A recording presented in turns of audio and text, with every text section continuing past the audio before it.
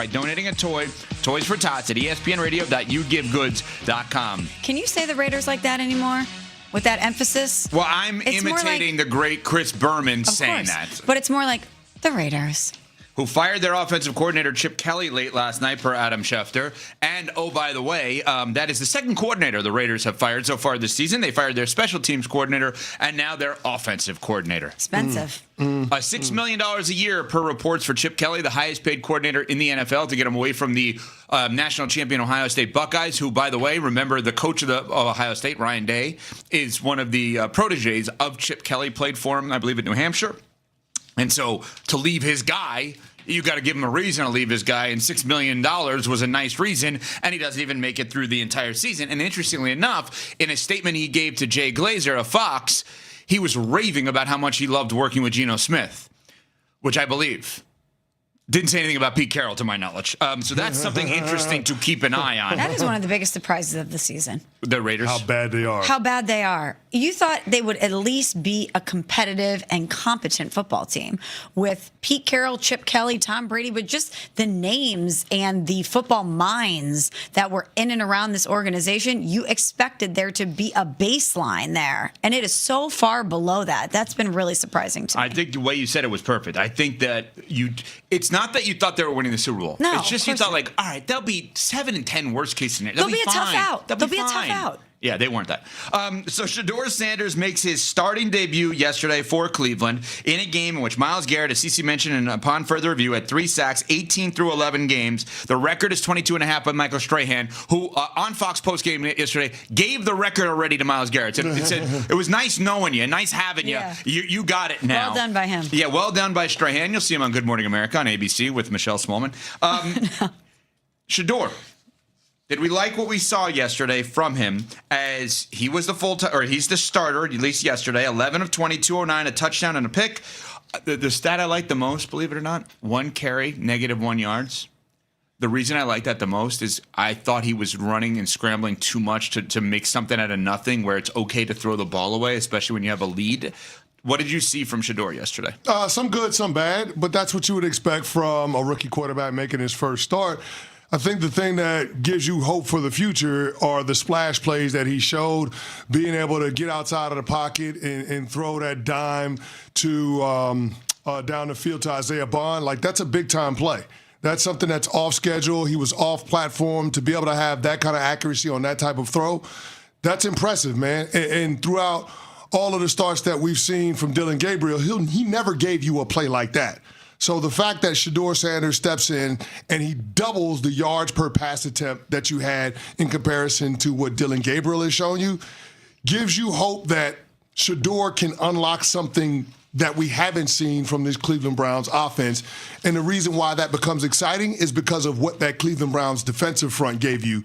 10 sacks yesterday's game, 20 quarterback hits. Unreal. You had 8 different guys have a share of a sack in yesterday's game. Cleveland has always had a dominant defense since Myles Garrett arrived. But now you have an offense that has the potential to grow into something that can be at least serviceable, at least competent because of Shedeur Sanders. Yeah, the thing I'm looking at isn't necessarily a singular stat, and you know I love a number, but it's the juice factor. This offense, this team looked like it had a little bit more juice to it with Shedeur Sanders out there. Was it perfect? Of course not, but we talked about it in 4 downs on Friday. Could he come in and provide a different spark for this team? And he did. What? Nothing. No, sorry. I was talking to Nuno. What? You did nothing. I'm allowed to talk to Nuno. That's why I have a talk back. It was distracting, no? Very distracting, sir. Very distracting. I apologize. I didn't know I was distracting. Anyway, continue with your thoughts. We saw this with Jackson Dart. We saw when Jackson Dart went out there with the New York Giants that the team responded to him in a different way, and it seems like we're getting that a little bit from the Cleveland Browns and Shedeur Sanders. Now, listen, the Raiders are a soft landing spot, but it was still his first NFL start, and he went out there and he showed you something. Let's see if he can get some momentum, and we can see more results moving forward. Well, we're going to find out because we got the San Francisco 49ers on deck. So we'll see if Kevin Stefanski saw enough to roll with Shedeur Sanders as his starting quarterback going into Week 13. But to me, this team, this offense, having the 3 longest passing plays of the season is not a coincidence.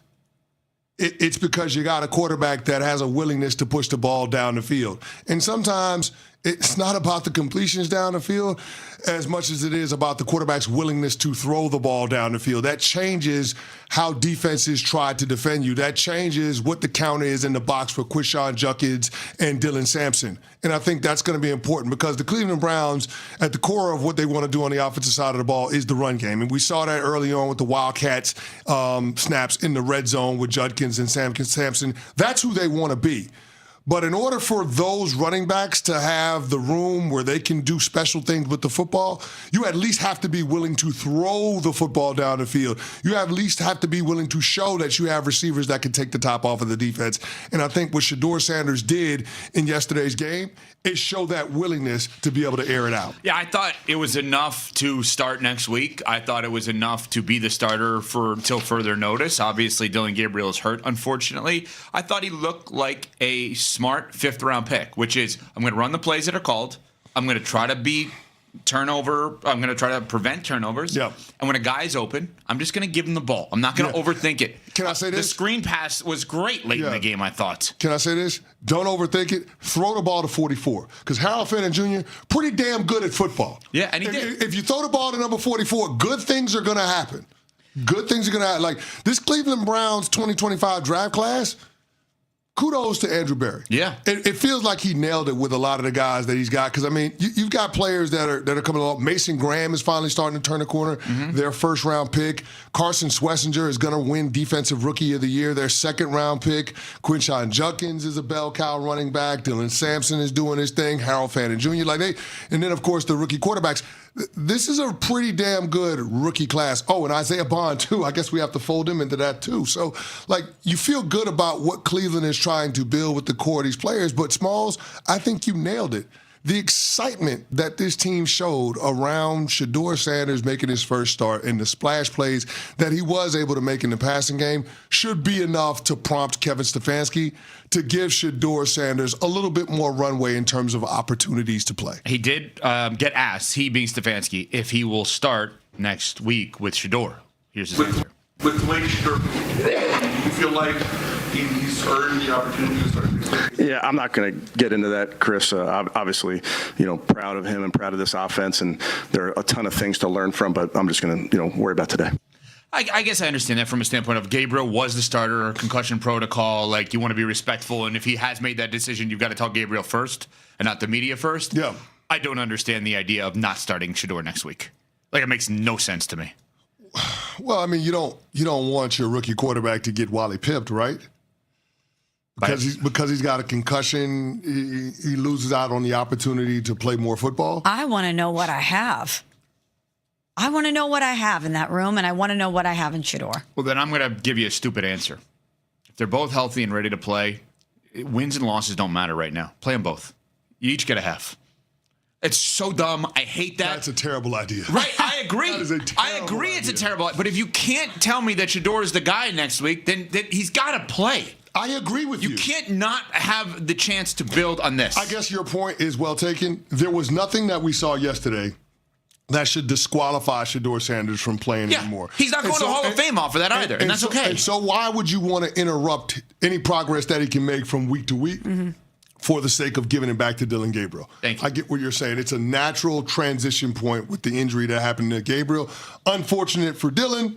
Yes. But it ends up opening an opportunity up for Shedeur, and yesterday it felt like he was on his way to taking advantage of it. ESPN NFL analyst Damian Woody will join us in studio next. We're on Sportsmanlike, presented by